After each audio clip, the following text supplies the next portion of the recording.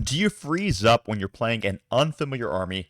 All these rules, you've got new units, you've never seen them before. Your opponent has put this massive, beautiful beast in front of you, and you just have no idea what to do. Well, this is something that happens to a lot of players, and I'm going to help you solve this right now. What do you do when you're facing an unfamiliar army with unfamiliar rules? Do you just lose? Well, let's figure this thing out. So right now, I've got a really good example. So I'm preparing for a 6-round major this weekend, and we actually have a very interesting structure at this major. So we wanted to add the 6th round in, but time constraints are very tough. So what we have is on Friday, there's going to be a flexible round 1. So basically, this way people don't have to take work off on Friday to travel to a 6-round major. So you can come in at, we don't care, midnight if you want to play your game. The gaming hall is open for you. Or you can come in at 5 o'clock to play your game. Or you could play your matchup, I don't know, at noon if both players are available at noon. So it's very flexible. We also have ways for people to be able to play it. Even on TTS, we actually don't care how you play the game. We just want you to play the game with your assigned partner before the start of Saturday, where we'll have 3 rounds on Saturday, 2 rounds on Sunday. So that way we get the 6th round to make this a major. It's actually a really cool and innovative way to squeeze more Warhammer into a weekend without really overly burdening all of your people on things like that. So anyway, the event is called Dawn of War. It's here in Oslo, Norway. It's an awesome event. So in order to be able to schedule that Friday round flexibly with your opponent, we find out our pairings early, like on Monday. So we get our pairings today for our Friday match. So a lot of people ask me, how do you prepare for an unknown match? Well, I'm going to kind of show you how I prepare for it. And if I'm in a TTS league or whatever, this is exactly what I do. This is actually, interestingly, a match I've never played. I have never played against the Crew Hunting Pack before. So I'm going to show you the step-by-step things that I do in order to get ready to prepare for an unfamiliar matchup with me. So the very first thing I do is I open up the Tau book and I go, all right, what is the freaking detachment rule for this army? Before I even look at units, before I look at anything, what is the detachment rule? And the detachment rule for the Crew Hunter Pack is Hunter's Instincts. Each time a Crew model from your army makes an attack, add 1 to the hit roll if the target of that attack is below its starting strength, and add 1 to the wound roll as well if the target of that attack is below half strength. So basically, the army gets better when it's attacking damaged units. Got it. No problem. I don't know anything about the units. I don't know anything about the stratagems. I don't know anything about the enhancements yet. Then the second part of this is Crew's models, this is all models with the Crew keyword, have a 6-up invulnerable save against melee attacks and a 5-up invulnerable save against ranged attacks. So right off the bat, I know a few things. I'm bringing orcs, and I'm actually going to I'll go over my list in another video, but I'm bringing orcs, and I know for a fact that I want to be in melee, and my entire opponent's army has a 6-up invulnerable save in melee. I don't particularly care about that, to be honest with you, but it does mean if they've got like large amounts of like, weak guys who typically I would hopefully be pushing through their armor saves, I'm not going to be expecting to do that. But I'm never expecting to do that anyway, because even guardsmen have a 5-up armor save, and orcs only have AP1 on the choppas. So unless it's like my knobs with power claws and stuff, I'm expecting to do the exact same amount of damage into these guys as I am into literally everything else. So I just don't care about that rule. The 5-up invulnerable save against shooting, I also don't care about, because turns out my orcs just don't really have very much shooting. Although my orcs have more shooting than most might expect, but a 5-up invulnerable save doesn't really change very much for me. However, knowing that my units take extra damage when they're below starting strength, that's actually important for me to know. Okay, now, when I'm going through the enhancements for this detachment, do I need to go through every single enhancement, or do I only need to go through the enhancement that my opponent has in the army?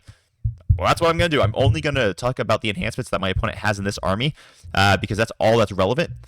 And that way I'm not overloading myself with information about the army that I'm about to play against. So let's go ahead and read this. So I'm playing against, we got an Ethereal. He has no enhancement on him. We are playing against a Crew Lone Spear with the enhancement Crew Hawk Flock. So let's read that one. Crew model only. Ranged weapons equipped by models in this bearer's unit have the ignore cover ability, and enemy units that are set up on the battlefield as reinforcements cannot be set up within 12 inches horizontally of the bearer.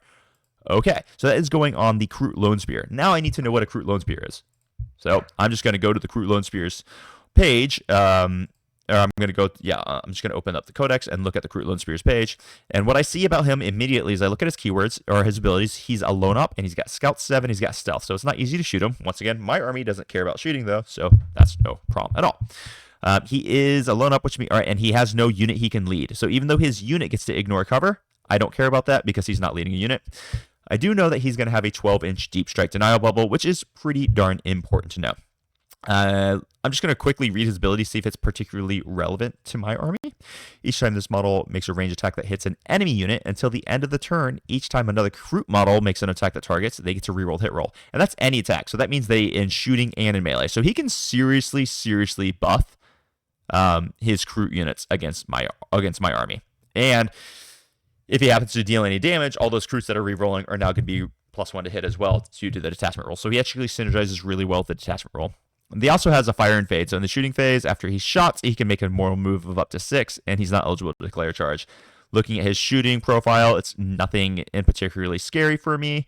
Okay, I got it. So basically what he is he's a lone op character who is going to be able to deny deep strikes within 12 inches. So I just have to be aware of that when I'm setting up rapid ingress and stuff. No problem. Then I look at the second recruit lone sphere, and we go, no enhancement, no problem. I look at a recruit trail shaper that has nomadic hunter. Okay, that's something that we need to look up. So let's read what a nomadic hunter is. Nomadic hunter, recruit trail shaper model only. While the bearer is leading a unit, add 3 inches to the move characteristic of models in that unit, and ranged weapons now have assault. Okay, well that's important to understand. So what is a recruit trail shaper? Let's open up his open up his profile. And this is exactly what I do, guys. I just go, all right, what are these characters? What are these enhancements? What are they going to be leading? That's going to tell me what they're going to do. All right, so his melee and his shooting is basically useless. He does have infiltrators and scouts. He's also a leader, and he has stealth. Trail finding is his natural ability. It says once per turn, when an enemy unit ends a normal, advance, or fallback move within 9 inches of this model's unit, they get a normal move of up to D6 inches. And then after both players have deployed their armies, you can redeploy this model's unit and one other friendly recruit unit. So it also gives him redeploys. Okay. And he can be attached to either carnivores or far stalkers. So at this point, I might pause and I might just look through the rest of the army, and I might see, what does he have? He's got carnivores, far stalkers. Okay, so he could be attached to either far stalkers or carnivores. Seems reasonable. Either one works. So that's the trail shaper. Then I look at the recruit warship. So one of those units is going to have a scoot and shoot, or not scoot and shoot. It's going to have a reactive move, and they're going to be very fast. It's a base move of 10. All right, then I look at the recruit warshaper. I do not know what a recruit warshaper is, but he does have the root carved weapons. And if I'm reading the root carved weapons, now I have the recruit warshaper model only. All weapons equipped by the bearer have precision and dev wounds. Okay, so it's time to look at what the recruit warshaper is. And here we are. He does have, oh, interesting. He actually does have some anti-infantry weapons. So he has a dart and bow and tri-blade, which is 24 inches, D3 plus 1 attacks with assault and heavy. And it's got anti-infantry 3-up with now dev wounds because of the enhancement. So his shooting is actually quite good into infantry, and it's flat damage too. So he's actually got some interesting anti-infantry shooting. So that means if I was running, say, Gazgul, I probably wouldn't want him shooting my Gazgul. Then when I look at his melee weapons, I don't really care that they have precision and that they have devastating, because it's just normal attacks. But interestingly enough, it says all weapons will get precision, which means that Dartbow and Tri-Blade will now have precision. So he'll have D3 plus 1 attacks, anti-infantry 3-up, dev wounds, damage 2, that can just snipe out leaders of my unit. So if I'm running units that have leaders, I really want to make sure that this guy is nowhere near them with a range of 24 and can see them, which really makes me understand that I'm going to have to be a little bit careful with how I'm positioning my leaders in this matchup. Good to know. Then I have, he's got the War Leader ability, which once per battle round, 1 unit from your army with this ability can use it. That's just a reduced stratagem. And then Roots of Honor, once per battle, at the start of any phase, you can unbattle shock a friendly recruit unit.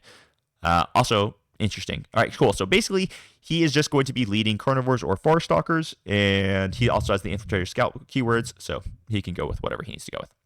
All right, with that, I think the last one I have is another recruit warshaper, and there is no enhancement on that one. So we just basically went through what that is. Done. Got it. Cool. So now I know what all the leaders do. I know what all the enhancements in the army do. I know that I need to make sure that I'm positioning. I'm going to be careful where I'm positioning my leaders because I don't want them to be seen by that guy who can snipe them out with anti-infantry and dev wounds. I know that my opponent has reactive movements in shooting. I know that my opponent has reactive movements in the movement phase. I know that my opponent has the ability to get full rerolls to hit with any of his units if he uses those lone spears to shoot. So I do know that my opponent has the ability to stack buffs and really screw with my movement because he gets basically a movement phase in my turn, which is kind of wild. So I got to be really, really careful with things like that. Then I'm just going to go through the rest of the army.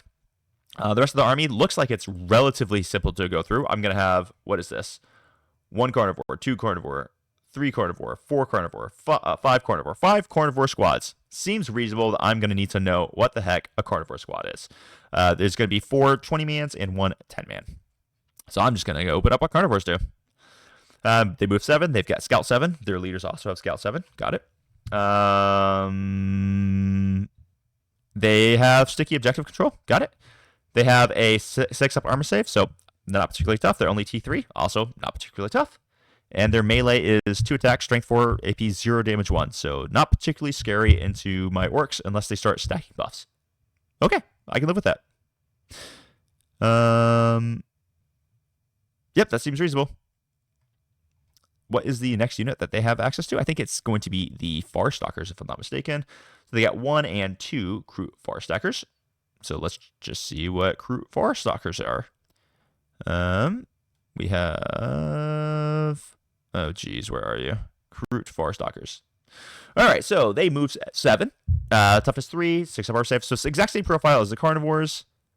Maybe slightly better melee a little bit, but they have the infiltration keyword, and that's important to understand. At the start of the battle, select 1 unit from your opponent's army, and each time a model in this unit makes an attack that targets that unit, they get lethal hits and precision. Okay, so this unit is going to get ignore cover, and they can get lethal hits and precision against particular units. But they die very quickly. They don't particularly hit hard in melee, so I'm just not all that concerned about it. So I am fairly comfortable just kind of standing in front of these things, understanding that he's going to have full rerolls to hit, and he can stack stuff up against me. Then he's got 2 squads of Kroot Hounds. I know what Kroot Hounds do, but just for the purpose of the video, so I can show you how I go through all of this, I'm just going to go check out what Kroot Hounds do real fast. They scout 7. They have a 3 attack, strength 3, AP 0, and they move 12, toughness 3, 6 up armor save. The start of your command phase, if this unit is within 6 inches of 1 or more friendly Kroot infantry, then they get to advance and charge. Okay. Got it. And then when they're within 12 inches of a friendly Kroot character, they get OC1. All right, that's all I need to know is that they are just going to be scouting 7 inches. They're going to be fast, and they're going to be just doing actions early so long as they're close to characters. So I don't really have to concern myself with that. Then I'll go through the rest of the units real fast. I have Rampagers, so let me just look at what Kroot Rampagers do. I also know what they do, but for the purpose of this video, I need to run through it. So we're going to have 1 and 2 max size units of Kroot Rampagers. So, Kroot Rampagers, they move 7, they scout 7, so they can go like 14 inches turn 1. Basically everything has scouts, which makes me think that if I have an infiltrator unit, I want to make sure I really block all that movement. These guys have some decent melee because they get Lance, and they get some strength 6, AP 1 damage 2 stuff, and they cause mortals on the charge. All right, so I don't want to get charged by these guys. So basically, I really want to stop them from getting into my infantry because they can really put a hurting on me with them. All right, no problem with that. Then it looks like I'm going to have 2 squads of Krootox, or 3 squads of Krootox Riders, and it's 3 of them. So let's figure out what Krootox Riders do. Here we go. Krootox Riders. They have repeater cannons, close combat weapons, and Krootox Fist. And just to make sure they do have their repeaters, they are equipped with repeater cannons. Once per turn in your opponent's shooting phase, when a friendly infantry unit within 6 inches is selected, this unit gets to shoot back. Okay, so I just need to be careful about shooting him if it's not going to really do anything, because this guy would get to shoot me for free. Basically, his close combat weapons is more or less the same as the Rampagers. And his repeater cannon is 2 attacks, plus skill 4 up, strength 7, AP 1, damage 2, rapid fire 2. Not the worst if they're getting full reroll hit rolls, because it's going to be a 3-man squad. That's actually could be fairly significant. It could be 12 shots out of them as strength 7, AP 1, damage 2, which I don't necessarily want to mess with. But still nothing particularly threatening. Then we look at 2 Vespids, and Vespids, let's just finish them up. They are basically uppy downy, if I'm not mistaken. They're just little tiny units that get uppy downy. Yeah, that's all they are. So they've got some AP 1 in melee with 1 attack, and their shooting is like basically nothing. Okay, so realistically, when I'm looking at this, I just do not particularly care about any one individual unit when I'm playing against the army. I do have to be aware that those rampagers do a lot of mortals on the charge, so I don't necessarily want them to crush through me. So everything about this army's damage output is really going to be synergism, though. It's going to be all these units using synergy, or it's going to be in the stratagems department. So let's go ahead and take a look at the stratagems, and that'll kind of give me an idea of. Oh, geez, sorry about that. Clicked on the wrong button. Here we go. So let's go and take a look at the stratagems for the crew. So we've got join the hunts. This is going to be 1 crew infantry or a crew hounds unit that was just destroyed. They get to come back into the art game, and we know that because of the battle status slate, you can only use abilities like this once per game. All right, so once per game, he's going to probably return one of the 20-man units as crews back to the. Okay, got it, no problem. The Grizzly Feast for 1 CP. You can use this on any crew unit that just destroyed 1 or more enemy units in this phase. And then in my opponent's or in your opponent's next command phase, each enemy unit within 6 inches of this unit must take a battle shock test. If the unit taking the battle shock test is below half strength, you get to subtract 1 from the test. Yep. A trap well laid is a 1 CP. You're shooting or fight phase. 1 Kroot unit can go on any Kroot units, which is everything in this army. After your unit has resolved its attacks this phase, select 1 enemy unit that was hit by 1 or more of those attacks. Until the end of the phase, each time a Kroot model from your army makes an attack that targets said enemy unit, unless the attacking unit is battle shocked, improve the EP characteristic of the attack by 1. Now, this is actually really important. So now I know that all these Kroot units that hold all the AP 0 or only AP 1 that I'm not really concerned about, they can all improve their AP by 1, basically on demand. That's very, very important to understand because I know that he can turbocharge his damage. Now we're looking at an army that can force full rerolls to hit, and they can get me AP. Okay, and they can be at +1 hit, and there's ways for them to get +1 to wound. Nice. Guerrilla Warriors, your movement phase just after a Kroot unit from your army falls back. Until the end of the turn, the unit is able to shoot and declare a charge. So he has fallback, shoot, and charge. Good to know. EMP grenades. Your opponent's shooting phase or fight phase just after an enemy vehicle is selected to shoot or fight. Just choose 1 grenades unit from your army within 18 inches of said vehicle, or within 8 inches. And you get to worsen the weapon skill and ballistic skill of the enemy vehicle by 1. Luckily, I'm playing orcs, and the only vehicles I have are trucks, so I don't care about that. And then lastly, we have the Hidden Hunters, which is your opponent's shooting phase just after an enemy unit has selected its targets, 1 Kroot unit from your army that was selected as the target of 1 or more of the attacking unit's attacks. And until the end of the phase, your unit can only be selected, so 18 inch and up. All right, so what does this matter to me? My army, I'm playing like a horde orcs, and I can break that down in another video. It's very similar to what I had posted a few months ago, though. And he's got loan up, I don't care. He can worsen the weapon skill and ballistic skill of my vehicles, don't care. He can increase the AP of his models' attacks, I do care. He can fall back, shoot, and charge, I care. He can force battle shocks, I kind of care because I can kind of unbattle shock myself. And then lastly, he has the ability to bring 1 unit back to life, which I care about. So all the damage of his unit is going to be combination. So he's got no 1 unit that can go and wreck face outside of the Krutox Rampagers, which I think I can pretty much handle with my army. So now I understand what his army does. I know what I need to be afraid of. I know that one of the big strengths of him is all of his crazy movement. He's got tons of reactive movements. He's got lots of scouts. He's got lots of infiltrates. So if I have the opportunity to deploy my infiltrators first, I'm going to make sure I infiltrate all the way across the board to stop his infiltration and his scout move shenanigans. I'm going to say I do not care if you kill my infiltrators turn 1 because it's going to put a huge damper on all of your aggression. And I like that because I want to be the person who's super aggressive. So guys, that's how I walk through an enemy unit. Now, when it comes to how do you play the mission and stuff, there's additional steps. I like to go on TTS. I like to practice my deployments. At this particular tournament, we're not really going to be able to do that just because we have randomized layouts. So we've got 3 different layouts that are going to be set up. And it's randomized which table you're going to get. They're all optimized for all of the deployments that we have. So I can't really just know which table I'm going to be able to deploy on, which I actually really enjoy that because it forces deployment more as a skill and not something that you can just really prep for, which is pretty cool. So I do think that's actually a fairly cool idea. So I'm really excited to play this. I've never played into this army. Initially, I honestly believe that I've got a really good pairing with my orc list. Like I said, maybe I'll review that, but it's like I did a video a long time ago, which it's very similar. I've got like 21 individual units, and they all just hit stupidly hard. There's very few characters in it. Um, but yeah, so I think I probably got a really good pairing into this, but I've never played the army before. Even though I played a lot of Tal, I've played a lot of games. This happens to be a detachment I've never played, so I always like to treat this very seriously. And this is how I prep, guys. I literally just walk through the rules of everything that's relevant to the army. Since I was talking, it took me a little bit longer, but if I wasn't talking, then it probably took me 10 minutes. And then now I understand this detachment. And if I come up across them in another tournament later on, it will just take me 2 minutes to refresh myself to get ready for it.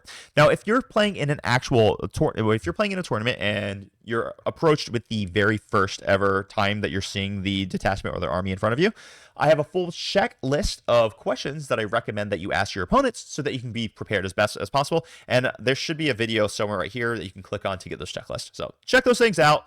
With that, I'm going to take off, guys. This is how I prepare for tournaments. I hope it helps you guys when you prepare. Just open up the freaking book. If you don't have the book, go to one of those websites, you know which ones they are, that have all of the rules posted. If you don't know which ones they are, maybe join our Discord and ask there, and we'll tell you about them. All right, so with that, guys, I'm going to take off, and I appreciate all of you. Hope you have an amazing freaking day. Crump on. Bye-bye.